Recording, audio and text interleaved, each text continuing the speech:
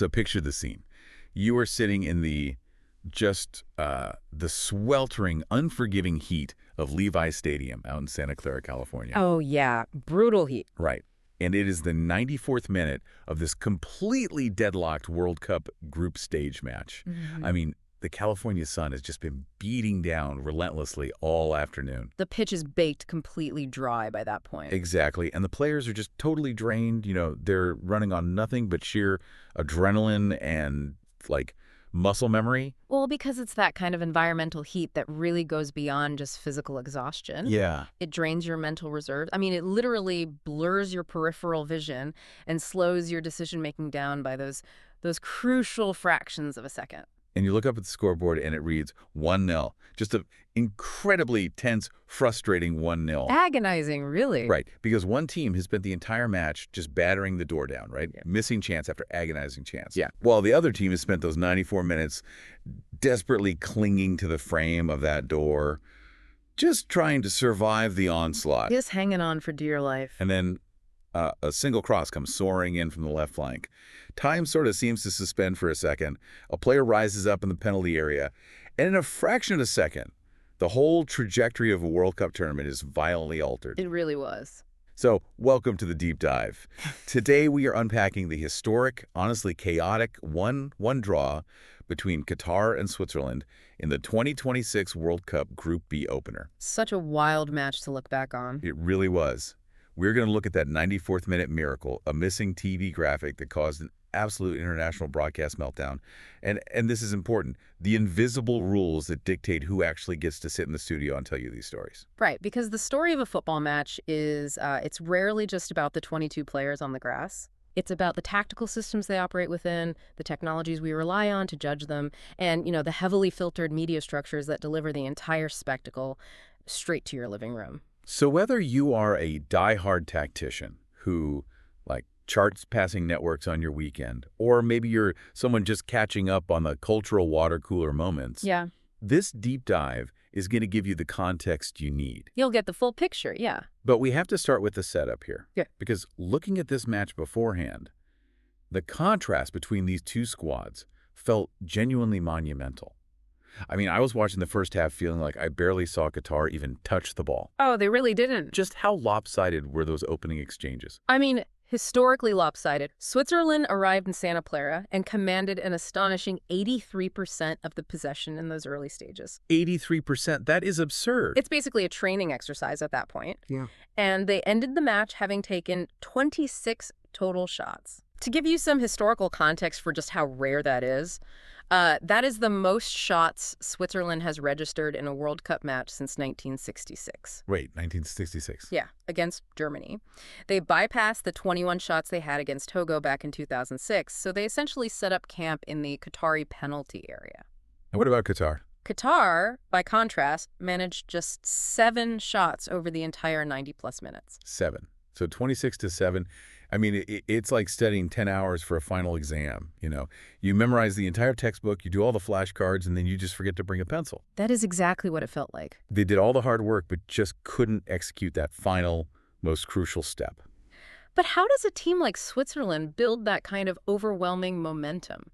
Because they looked practically untouchable coming into this tournament. Well, they were riding this massive wave of validated confidence. I mean, their qualifying campaign was practically flawless. Right. They won UEFA Group B without losing a single match. And then you look at their performance at Euro 2024, Murat Yakin's squad didn't just participate, they eliminated Italy in the round of 16. Which was huge. Yeah, and they pushed England to the brink in the quarterfinals. So Yakin has really built this highly sophisticated, well-oiled European machine. What's his overall philosophy with them? His philosophy really relies on a dominant, high-pressing game. He wants his team to suffocate the opponent deep in their own half. Got it. And he uses his captain, Granit Xhaka, as the anchor in midfield to dictate the rhythm. Meanwhile, Ruben Vargas is given this freedom to orchestrate the creative play. And Vargas was phenomenal in this match, right? I saw he earned an 8.3 rating for his constant probing runs and those really precise set-piece deliveries. Use it everywhere. But then you contrast that with Qatar. They arrived in California carrying a tremendous amount of psychological baggage. We are talking about a team haunted by the ghosts of their own 2022 World Cup. Oh, absolutely. It is really difficult to overstate the pressure Qatar was under. Yeah. Because in 2022, they were the host nation, right? Yes, and they suffered the worst campaign of any host in the history of the tournament. Ouch. 3 games played, 3 losses. They were completely outmatched on their own soil. And the build-up to 2026 did not suggest some miraculous turnaround either. No. Before stepping onto the pitch in Santa Clara, their last victory was way back in October. At the 2025 FIFA Arab Cup, they were totally dismantled. They lost all 3 matches to Palestine, Syria, and Tunisia. Jeez. They hadn't scored a single international goal since December. So you have this European juggernaut facing a Qatari side that's just desperate to prove they belong on this stage purely by sporting merit, having actually qualified this time around. Right. And when you look at that 26-7 shot disparity, it feels like we need a way to understand how Qatar survived it. Because it wasn't just luck, was it? Not at all. It wasn't luck. It was a masterclass in a very specific tactical discipline known as the low block. Okay, break that down for us. So this was implemented by their Spanish head coach, Julen Lopetegui. When a manager looks at a profound disparity in raw talent, they know they cannot play an open, expansive game. Because they'll just get picked apart. Exactly. If Qatar tried to press Switzerland high up the pitch, Xhaka and Vargas would simply pass around them and expose all that open space. So Lopetegui ordered his team to drop deep into their own defensive third. Like really deep. Very deep. You pack the players tightly together. You minimize the physical distance between your defenders and your midfielders. Right. You willingly concede possession in the middle of the pitch, and you focus entirely on denying the opposition any space to play intricate passes inside your penalty area. It's like a coiled spring. You compress all your mass into one tight, dense defensive shape just to absorb all that incoming force, knowing that if you just hold your nerve, you might eventually snap back with one lethal counterattack. That's a great analogy. And the danger of a coiled spring is that it relies entirely on flawless material strength. Yeah, if one piece breaks... Exactly. If even one player in that Qatari defensive unit loses concentration, if one defender steps forward when he should stay back, the spring breaks. This shape is ruined. And a team like Switzerland will punish you instantly for that. It requires an agonizing level of mental discipline to spend 90 minutes chasing shadows in that heat without breaking formation. I can't even imagine. Furthermore, a low block inevitably means you are going to concede shots. You are banking on those shots being from difficult angles. And you are banking on your goalkeeper having the game of his life. Exactly. Which brings us to Mahmoud Abunada. He was an absolute brick wall for Qatar. I mean, he made 5 crucial, sprawling saves to keep his team breathing. He was heroic. But all that preparation, the low block, the tactical discipline, it nearly unraveled completely in the 14th minute. We really have to dive into the ghost in the machine here. Oh, the VAR incident. The VAR incident that sent the internet into an utter meltdown. Let's walk through exactly what happened on the pitch. Let's do it. Okay, so we are in the 14th minute. Switzerland is pressing intensely. A dangerous ball is played into the Qatari box. Swiss midfielder Remo Freuler makes this sprinting run toward the goal, and Qatari keeper Abunada comes rushing off his line to intercept. And they just collide. Heavy collision. Abunada stays down, needs medical attention, but the referee doesn't hesitate for a second. He points straight to the penalty spot. A foul is called against the goalkeeper. Right. Fast forward 3 minutes to the 17th. Briel Embolo steps up, cold as ice, and slots the penalty into the bottom left corner. 1-0 Switzerland. Now that sounds like a standard footballing sequence. It does. So why did this cause such global outrage? Because the anger wasn't actually about the collision itself. The foul in isolation was relatively clear. Right, the keeper took him out. Yeah. The outrage stemmed from a highly suspicious moment in the build-up to that foul. Broadcast replays immediately suggested that Remo Freuler might have been offside before he even made the run that led to the collision. Right. And in the modern era of the sport, we don't rely on human eyesight to determine offside anymore. No, we have VAR. The video assistant referee. And specifically, we have the highly touted semi-automated offside technology. Usually when a call is this tight, the broadcast cuts to this pristine 3D animated graphic. You see it spin around. Exactly. It spins around, zooming in to show a virtual wall, proving by a literal millimeter whether a player's kneecap or shoulder was offside. It is designed to be definitive, mathematical proof. But in this instance, millions of viewers around the world waited for that graphic and they saw nothing. Nothing. The massive screens inside Levi's Stadium, blank. The global television feeds broadcasting to hundreds of millions of homes, nothing. Just dead air on that front. The decision stood, the goal was awarded, and no visual proof was ever provided to the audience. I mean, the reaction from the punditry class was nuclear. The broadcast studios erupted. Gary Neville, the former Manchester United defender, called the lack of transparency a dictatorship. Dictatorship, that's a strong word. Very strong. He argued it was deeply concerning that FIFA would hold the evidence internally in a booth and refuse to show the fans. Wow. And Ian Wright was equally furious. He labeled the entire situation a scandal, demanding proof from what he called the office. Right, because fans see this technology work seamlessly every single week in the Premier League. Exactly. But on the biggest stage in the world, the governing body seemingly just does whatever it wants, or at least that's how it felt to them. This really forces us to ask, how does this technology actually work? If it is semi-automated, what is doing the automating? If the math is happening, why did the picture machine break? Well, it is a phenomenal piece of engineering when it functions correctly. Semi-automated off-site technology relies on a web of dedicated tracking cameras. Okay. And these are mounted directly underneath the stadium roof. These aren't normal broadcast cameras, though.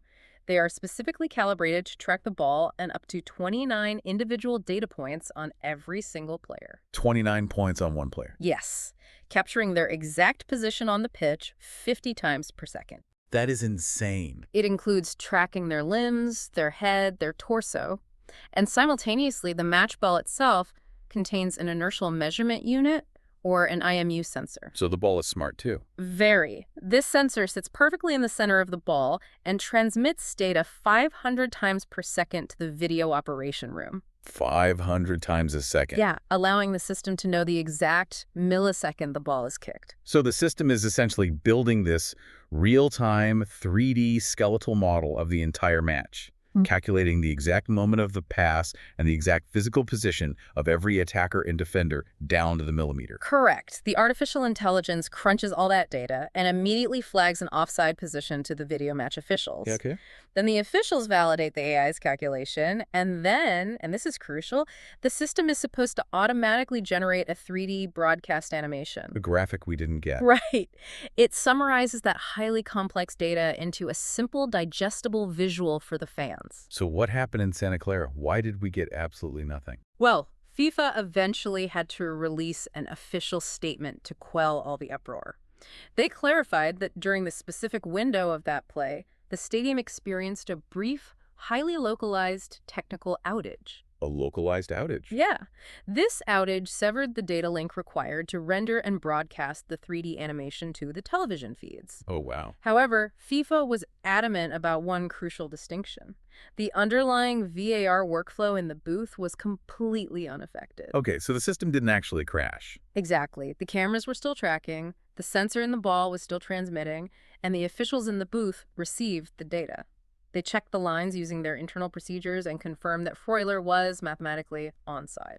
So the system worked, only the television render failed. Precisely. I really want to challenge how we collectively think about this, because this touches on a massive shift in sports consumption. If this highly sophisticated, multi-million-dollar system is genuinely functioning behind the scenes, and the mathematically correct decision is being relayed to the referee on the pitch, why are we so deeply dependent on a fancy TV graphic to accept reality? That's a great question. Are we demanding sporting justice, or have we just been conditioned to demand a good TV production? That is the central tension of modern sports media right there. We have become entirely reliant on the broadcast to validate our reality. Because if the referee's watch buzzes and he says, the math says it's a goal, why does that feel insufficient? We need the spinning 3D render to feel like the game is fair. It really speaks volumes about the erosion of institutional trust. Absolutely.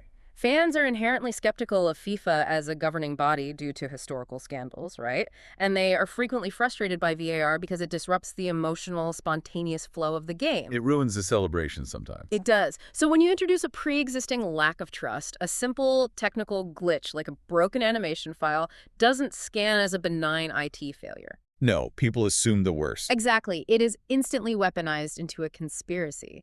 Gary Neville using the word dictatorship is incredibly revealing. Yeah. It highlights a deep-seated feeling of powerlessness among the fan base. We demand the visual evidence because we no longer trust the unseen centralized authorities to tell us the truth. Those who control the broadcast control the truth of the game. And when that trust in the system breaks down, we don't respond with nuanced technical critiques. We respond with raw emotion. Always. Which brings up an incredibly fascinating dynamic about how we actually watch these games. Yeah. When fans feel robbed by a VAR outage, or when they are sweating out a 1-0 lead, a very specific, universal fan language takes over. Oh, we saw this beautifully articulated in a recent breakdown by the Speak English Flow podcast. Yeah, that source material was so great. They examined the everyday, visceral vocabulary of the football fan. I loved it because it strips away all the pretentious academic jargon we sometimes get bogged down in, You don't need to know how to explain the mechanics of a false nine dropping into the half spaces to be an active participant in World Cup culture. Exactly. By the way, for anyone listening who hears pundits use that term, what actually is a false nine? Briefly, a traditional number 9 is a center forward who stays high up the pitch, battling central defenders. Mm-hmm. A false 9 is a striker who deliberately drops deep into the midfield area. Okay. By doing this, they force the opposing central defenders to make a choice. Do they step out of position to follow the striker, thereby leaving a massive hole in the defense? Right. Or do they stay put and allow the striker to receive the ball freely in midfield? It's a complex spatial tactic. But when you are at a watch party or sitting down at the local pub, you aren't diagramming spatial tactics. No, not at all. The language is purely emotional. It is a reaction to the moment. It is entirely reactionary. Think about your own reactions.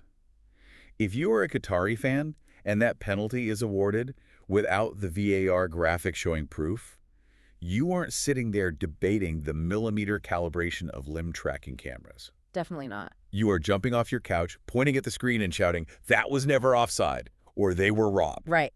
And if you are a Swiss fan watching Breel Embolo step up to the penalty spot and smash it into the corner, you aren't critiquing his plant foot mechanics or the aerodynamic spin of the ball. No. You're spilling your drink, hugging the person next to you and yelling, "He buried it." Yeah. Or, if you're watching a brilliant striker in the Women's World Cup slot one past the keeper, you shout, "She was clinical." It's short, punchy, and decisive. Very punchy. And what about when a player's just having a miserable day on the pitch? Like a midfielder who keeps passing the ball directly to the opposition. You don't lean over to your friend and say, "Well, his passing completion percentage in the middle third is suboptimal today." I would hope not. You groan, put your head in your hands and say, "He's having a nightmare." The sociological function of this vocabulary is really profound. These phrases, having a nightmare, they were robbed, he buried it, she was clinical. They serve as the emotional connective tissue of the global game. Connective tissue, I like that. Yeah, as the source highlighted, it is a shared cultural code. Even phrases that sound slightly tactical, like noticing a team is sitting too deep, which is precisely what Lopetegui had Qatar doing for 94 minutes. Right, sitting deep. That phrase has crossed over into standard emotional reactions. You don't need a UEFA coaching license to recognize when a team is trapped in their own penalty area, hanging on for dear life. Yeah, you can just feel it. This shared language democratizes the sport. It ensures that the barrier to entry isn't a degree in sports science. It is simply a pulse and a passion for your team. And there was a tremendous amount of passion and agonizing frustration building up in Levi's Stadium as that match wore on. Because after that 17th minute Embolo penalty, the score just froze. 1-0. Nothing else went in. But the action on the pitch was relentless. This is where Switzerland's wastefulness became the defining storyline of the afternoon. Yeah. They took 26 shots, but their finishing was incredibly poor. It was excruciating to watch if you were supporting the Swiss. Dan Ndoye, their winger, was a constant menacing threat down the flank. He was everywhere. He burst into the penalty box early on, hit this vicious low cross shot that Abunada parried away brilliantly. Later in the half, Ndoye rattled the crossbar. And Embolo missed multiple chances, too. Yeah, Embolo missed chances to secure a brace and put the game to bed. And then there was Michel Aebischer. Right before halftime, he unleashed a shot that beat the keeper and was heading dead center into the back of the net. Oh, that moment. And seemingly out of nowhere, Qatari defender Ayoub Al-Zoui materialized on the goal line to hook it clear. Those are the razor-thin margins that define a World Cup tournament. A clearance off a line is not just a statistical defensive action. It is a massive psychological injection of belief for the defending team. It completely changes the energy. When a defender sacrifices their body to save a certain goal, it sends a surge of adrenaline through the entire squad. This is where Lopetegui deserves immense tactical credit. How so? It would have been incredibly tempting, after going down 1-0 to a vastly superior European team due to a controversial penalty, to panic. Right, to just break shape. To abandon the discipline of the low block, push midfielders forward, and try to desperately chase an equalizer. But they held their nerve. They held it beautifully. Lopetegui kept them rigidly structured. They continued to sit deep. They absorbed wave after exhausting wave of Swiss attacks. In that dry California heat, too. Yes. And they bet everything on the fragile hope that if they could just keep the deficit to a single goal, the footballing gods might grant them one singular chance before the referee blew the final whistle. And what a chance it was. We are deep into stoppage time. It is the 94th minute. The very end. The Swiss fans in the stadium are likely already checking their phones, looking up traffic on the highway, assuming the 3 points are safely locked away. I'm sure they were. But Qatar forces a turnover. The ball finds Homam Ahmed, their left back, who manages to find a pocket of space on the flank. He whips a looping, desperate cross deep into the Swiss penalty area. And there he is. And there is the Qatari captain, Boulem Kouki. He rises with staggering power, towering over his marker, and throws his head at the ball with so much fury that it smashes past the Swiss keeper, Gregor Kobel. Incredible header. Now, it is worth noting for the historical record that the goal was officially credited as an own goal by the Swiss defender, Miro Muheim, who was under immense physical pressure from Kouki. Right. The record books will say own goal. But make no mistake, the sheer force of will, the kinetic energy that forced that ball over the line came entirely from the Qatari captain. The stadium erupted into pure chaos. Yeah. The Qatari bench spilled entirely onto the field. It was an unprecedented miracle. 1-1. Unbelievable finish. The referee blows the final whistle just moments later. And the immediate aftermath, the psychological contrast between these two camps was fascinating to witness. You had pure, unadulterated jubilation on one side and toxic, unfiltered frustration on the other. Let's look at the quotes from the post-match press conferences, because they really provide a window into the souls of these teams right now.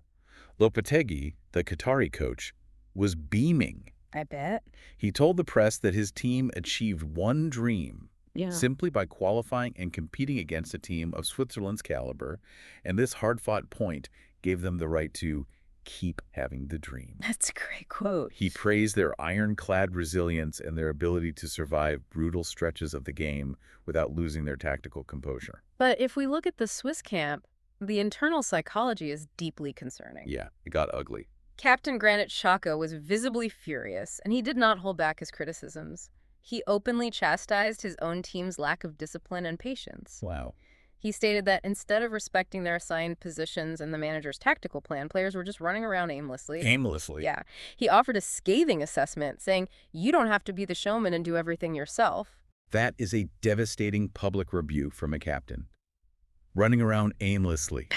Accusing teammates of trying to be showmen, that is the kind of quote that fractures a locker room. It really does. It lingers in the air during team breakfasts and training sessions. And Coach Murat Yakin did not try to soften the blow either. He echoed his captain's frustration, explicitly stating that Switzerland lost 2 points. Not a draw, a loss of points. Right. He pointed directly to the 26-7 shot disparity, bitterly noting that his attackers only ended up warming up the goalkeeper. Oh? While he acknowledged that the intense noon heat and the remarkably dry pitch made fluid ball control difficult, he sharply refused to use the environment as an excuse. Interesting. Notably, he also refused to blame his late-game substitutes, appearing to shoulder some of the blame for his own game management while simultaneously demanding more from his starting forwards. This represents a massive psychological whiplash for the Swiss side. As the post-match analysis from Fox Sports pointed out, scoring goals at the elite international level is heavily tied to momentum and confidence. It's all confidence. Switzerland didn't just drop 2 crucial points in the Group B standings. They may have deeply fractured their own attacking confidence. Next up, they have to face Bosnia and Herzegovina, and then they play the co-hosts, Canada. Both tough opponents. Both of those teams possess dangerous offensive weapons.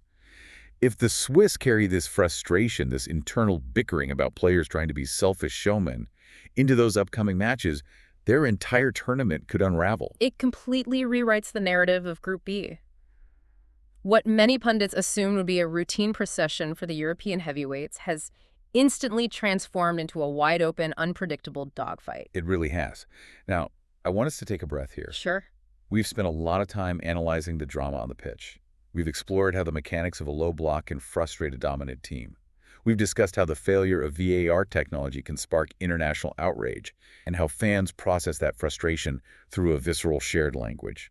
We hear these loud, emotional fan voices in the pub, and we hear the righteous anger of pundits like Gary Neville on the screen. But beneath that volume is a much quieter, far more insidious filter, deciding who actually gets handed the microphone in the first place. This is a really vital perspective shift. We see the pundits sitting in those comfortable studio chairs, shaping the narrative of the game with absolute authority.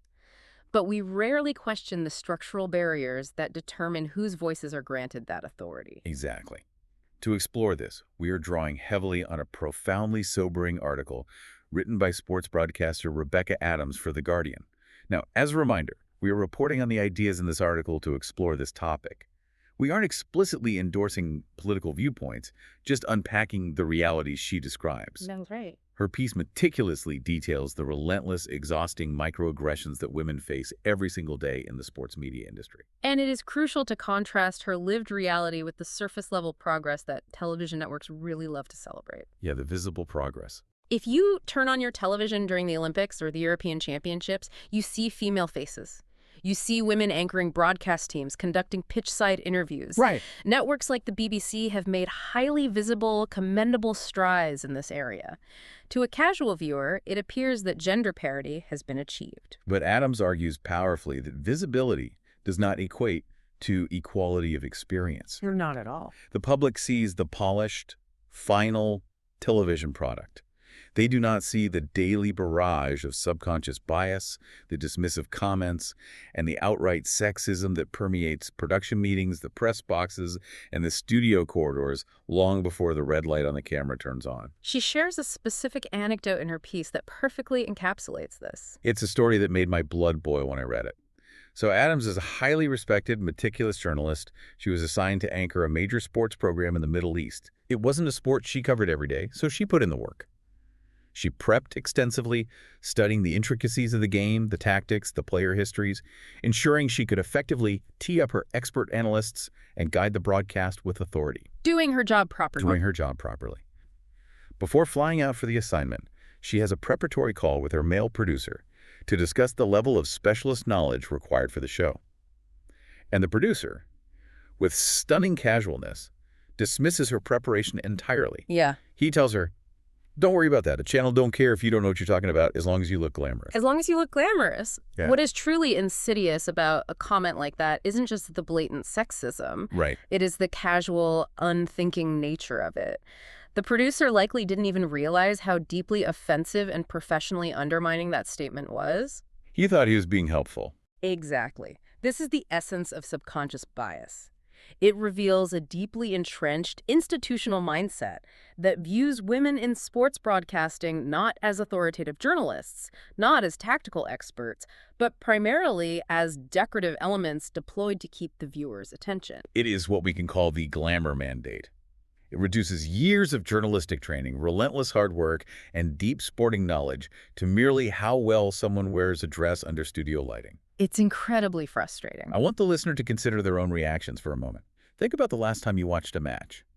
When a female commentator came onto the broadcast, did a part of your brain instinctively wait for her to mispronounce a player's name or misuse a tactical term just to prove to yourself she didn't belong? It's a tough question to ask yourself. It is uncomfortable to admit, but if you did, that is the exact subconscious bias Adams is highlighting. It is a bias cultivated by decades of media conditioning. And importantly, this bias doesn't just come from management or the viewers. It permeates peer-to-peer interactions within the industry. Adams recounts another incredibly telling story. Oh, this one is ridiculous. She is sitting at her desk in the newsroom of an international broadcaster, focused on writing her scripts for the day.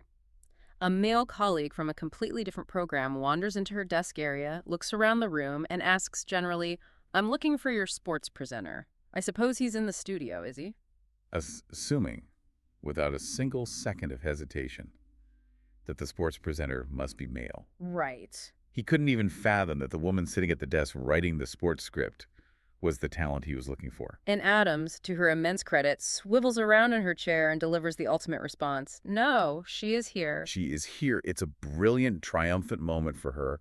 But the reality is that having to continuously defend your own existence in a professional space is exhausting. Deeply exhausting. When you synthesize these experiences, you begin to dismantle a very prevalent, very toxic myth in sports broadcasting, the myth of meritocracy. This is a crucial point. Many male colleagues in the industry frequently complain that women are only being hired to meet corporate diversity quotas. Yeah, you hear that a lot. They argue fiercely that broadcasting jobs should be awarded purely on merit. Which is an argument that always frustrates me.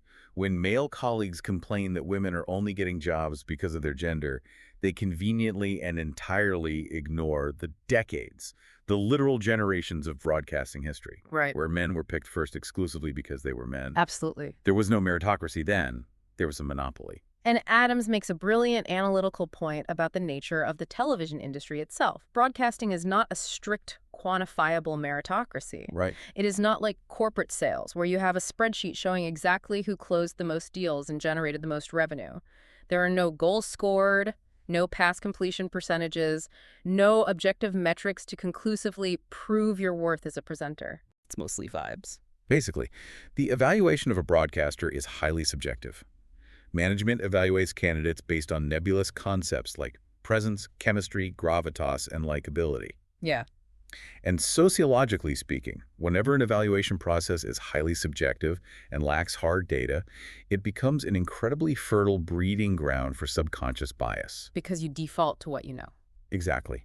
People naturally tend to hire and favor people who look and sound like the historical archetype of a sports broadcaster. And historically, that archetype is overwhelmingly male. Which leads directly into the double standard of expertise.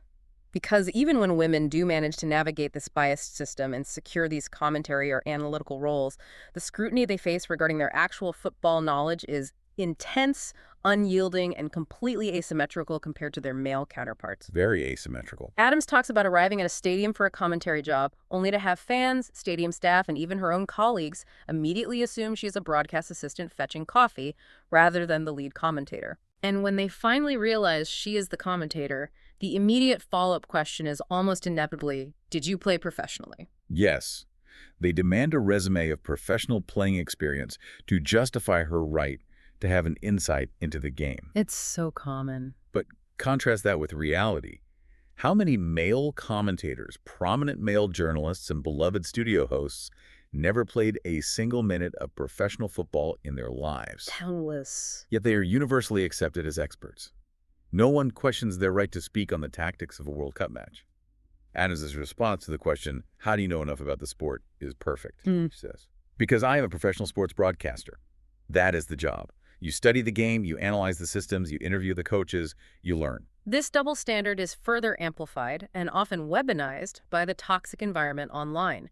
Adams notes the staggering range of comments she receives during and after broadcasts. It gets so bad online. It really does. They range from aggressive, vitriolic demands for her to be sacked mid-game because her voice is a pain to hear speak, to the deeply patronizing, backhanded compliments of viewers stating they were pleasantly surprised by this female commentator. The emphasis on the word female does so much heavy lifting in that sentence. It strongly implies that competence is the exception, not the rule, for women in this space. And then there's the ultimate gatekeeping argument. The one that is still, remarkably, thrown around in comment sections and pub debates. Yeah. The claim that women shouldn't commentate on men's football because it is a completely different game than women's football. This is where Adams utilizes her sharp wit to dismantle the premise. She unpacks the sheer absurdity of this argument. It is, quite literally, the exact same game. The exact same. The dimensions of the pitch are identical, the ball is the same, the offside rule, the fouls, the scoring, the rules are identical. The tactical frameworks, like the low block Lopetegui used, overlapped entirely. It is the exact same game, simply played by different sexes. As she humorously points out to highlight the absurdity, kabaddi is a completely different game. Men's football is just football. It is just football. It's the same beautiful, frustrating, chaotic game, regardless of who is playing it or who is calling the action. So let's bring this entire deep dive full circle. Let's do it. We started today in the blistering heat of California, watching a staggering tactical mismatch unfold on the pitch.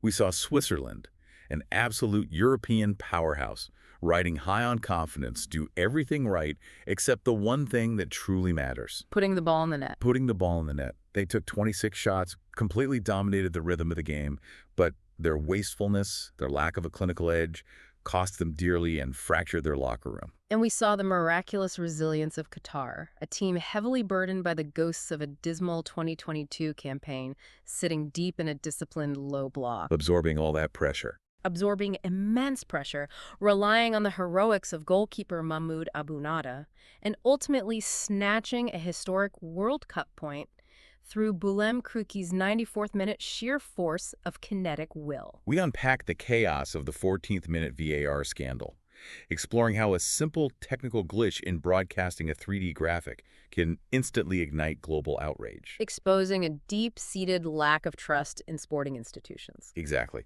We talked about the passionate, visceral language fans use to process all of this drama, the universal tongue of he's having a nightmare and they were robbed, and how that language democratizes the sport for all of us. But perhaps most importantly, we pulled back the curtain on the media machine that delivers this drama to your screen. Right. Through the lens of Rebecca Adams' experiences, we confronted the sobering reality of the sports broadcasting industry.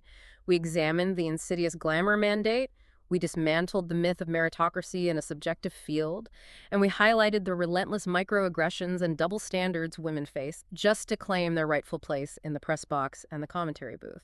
It really changes the way you look at the whole production, doesn't it? The game is never just the game. So we want to leave you with a final thought to mull over. Yeah. The next time you are sitting on your couch or at a watch party, the next time you jump out of your seat to react to a brilliant 94th minute equalizer, or you find yourself furiously questioning a controversial VAR decision, or you are simply listening to the voices guiding you through the match. Take a second to ask yourself this. How much of the drama and the narrative you are experiencing is actually happening organically on the grass? And how much of it is being carefully shaped, filtered, and constrained by the unseen biases of the institutions, the technologies, and the media structures delivering it to your screen? Whose voices are you currently hearing? And more importantly, whose voices are you not hearing? Thank you so much for joining us on this deep dive. We'll catch you next time.